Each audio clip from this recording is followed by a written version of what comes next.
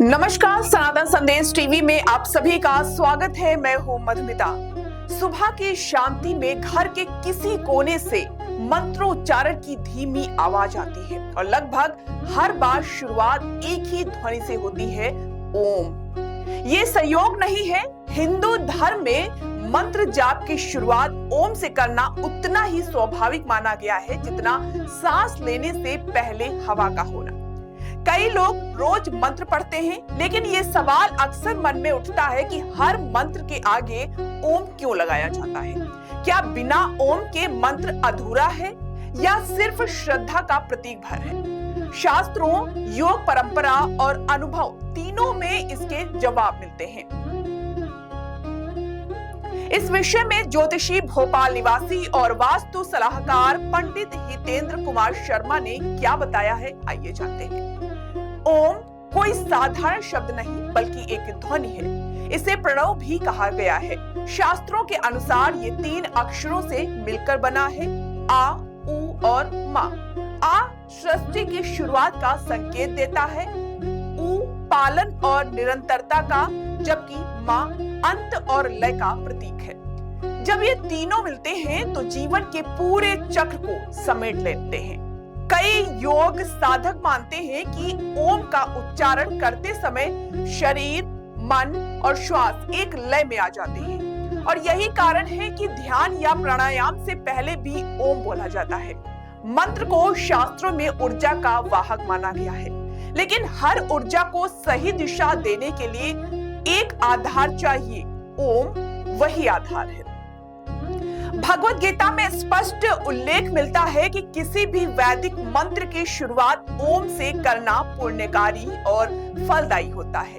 ये मंत्र को सेट करने जैसा है, जैसे किसी वाद्य यंत्र को बजाने से पहले उसे ठीक सुर में लाना। जब किसी मंत्र से पहले ओम जोड़ा जाता है तो उसे मंत्र शुद्धि मिलती है। माना जाता है कि इससे मंत्र की कंपन शक्ति कई गुना बढ़ जाती है। अगर जप के दौरान उच्चारण में हल्की सी गलती भी हो जाए तो ओम उस दोष को कम कर देता है। यही कारण है कि गृहस्थ जीवन में भी लोग बिना ज्यादा शास्त्रीय ज्ञान के मंत्र जप कर पाते हैं। यह सिर्फ आस्था की बात नहीं है दोस्तों।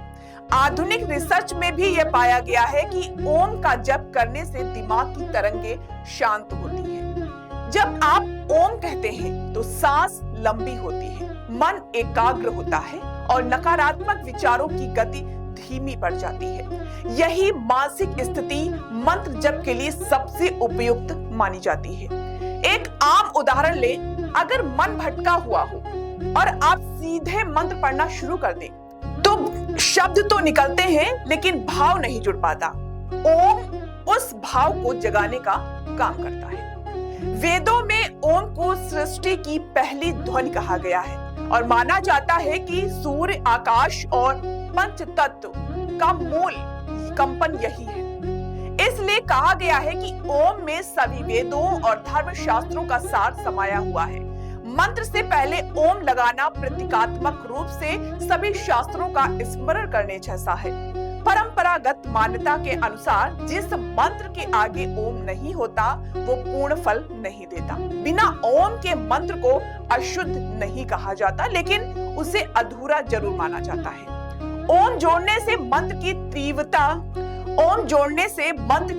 तीव्रता बढ़ती है और साधक की इच्छा जल्दी संकल्प में बदलती है। ओम केवल परंपरा नहीं, मंत्र की आत्मा है। यह मंत्र को शुद्ध करता है, उसकी शक्ति बढ़ाता है और साधक के मन को एकाग्र करता है। इसलिए हर जप से पहले ओम का उच्चारण महत्वपूर्ण माना गया है।